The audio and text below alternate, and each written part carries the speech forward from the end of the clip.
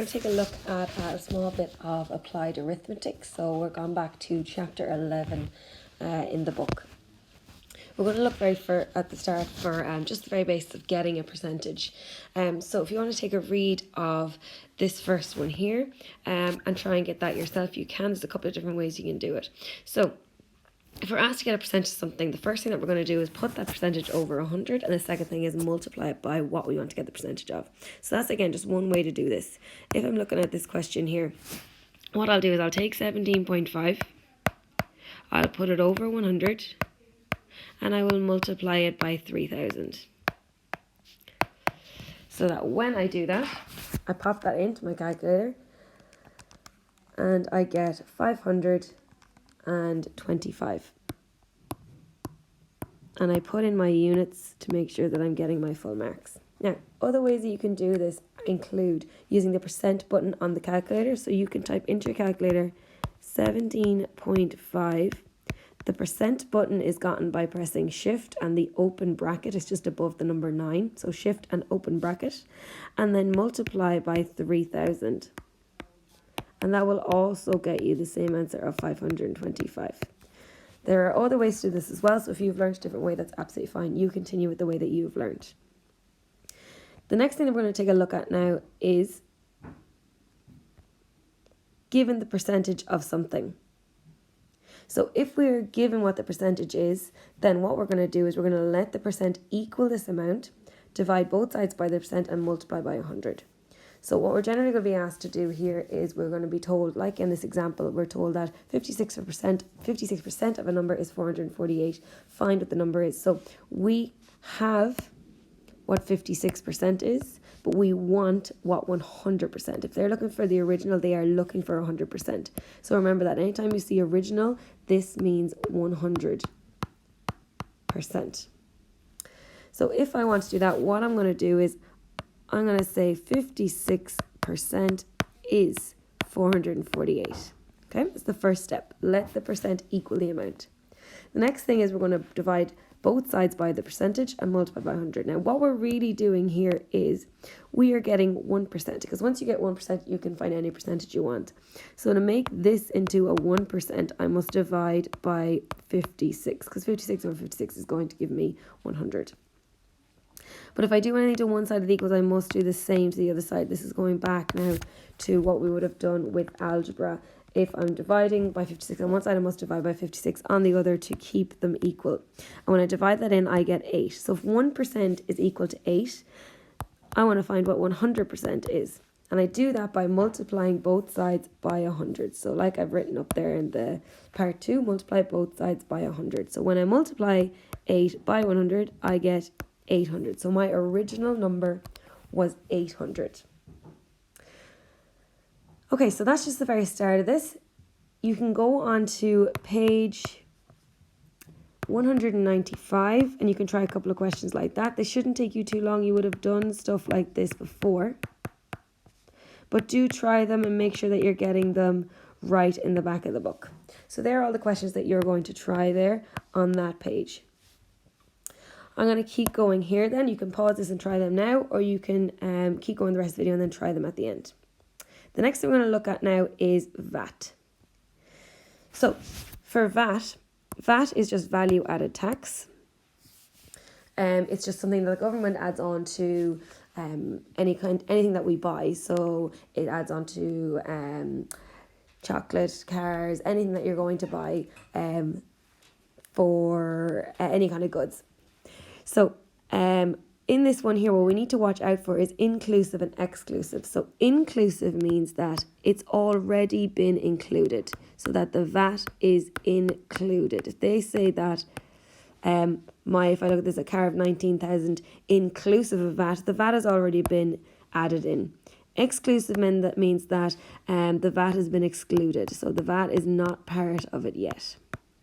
Now, the reason why this is important is this tells us if our amount is worth 100% or if it's worth the 100%, the original, what we mentioned earlier, the original plus the VAT. So if I look at this question here and the next question, we're going to take a look at how to figure if what percentage the price is worth. So if I look at this one, it says a car is €19,000 exclusive of VAT, so excluding the VAT. So the VAT is not part of that. So if it's €19,000 and the VAT is not part of it, what we say there is that it's the original cost before VAT. And we know that original cost is 100%. So original cost is always 100% before any VAT or any other kind of taxes added on or anything like that is added on or subtracted from it, a discount or anything like that. So what I'm going to say here is that 19,000 is, in euro, worth 100%. So that's worth 100%. Now what they have said is that it also has VAT of 21%.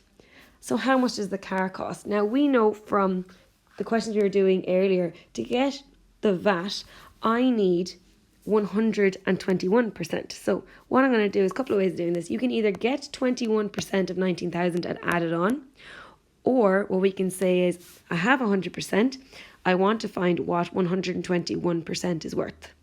So all I have to do is I can get what 1% is, and then I can get what 121% is.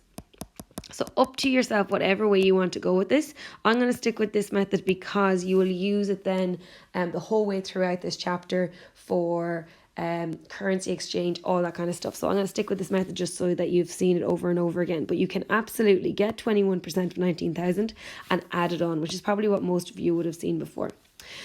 So if I want to get 1%, I must divide this by 100.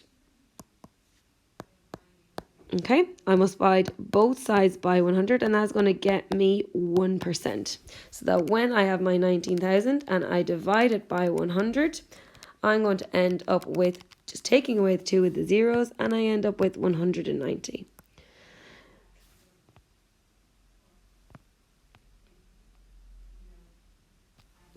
Okay, so the next part of this then is I don't want 1%, I want 121%. So that is the original cost plus the VAT, because I'm looking to find the cost of the car, which is VAT plus the original amount.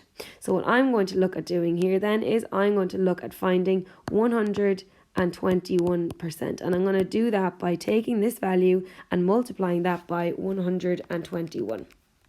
And the amount that I'm getting there when I multiply this by 121 is 22990 euro. And there is my answer.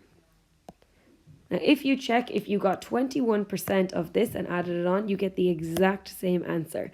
So you can absolutely do it the other way. I'm just doing it this way because we will be using this method for several other questions. Let's take a look then at the next part of this question. It says here, in this example here, it says that a TV is priced at €60.50, inclusive of VAT at 21%. How much was the TV before the VAT? So, firstly, this is including VAT of 21%. We want to know how much it was before VAT. We want to know its original cost. So I am looking for its original cost. We're looking for 100%.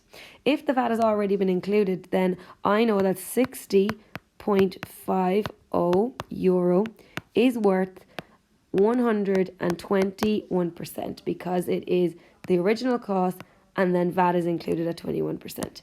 If VAT was 40%, I'd have 140% written here. So I want to find, again, I'm going to find what 1% is because then I'm able to find whatever percent I want. And I do that by dividing both sides by 121. That is going to find me 1%. So I check in the calculator what that is, and I end up with 0.5. So that's 1%. Now, because they want how much the TV was before VAT, that means that they want the original cost. And we spoke already earlier about the original cost being 100%. So all I'm going to do is I'm going to take that 0.5 and I'm going to multiply it by 100. And when I do, I get 50. So the original cost of the TV before the VAT was added on was €50. Okay, so the questions that you're going to try on that one then are on page 202, and it is question 4, 5, 6, 7, and 13. Okay, so tomorrow then what we're going to move on then and look at is calculating rates of percent.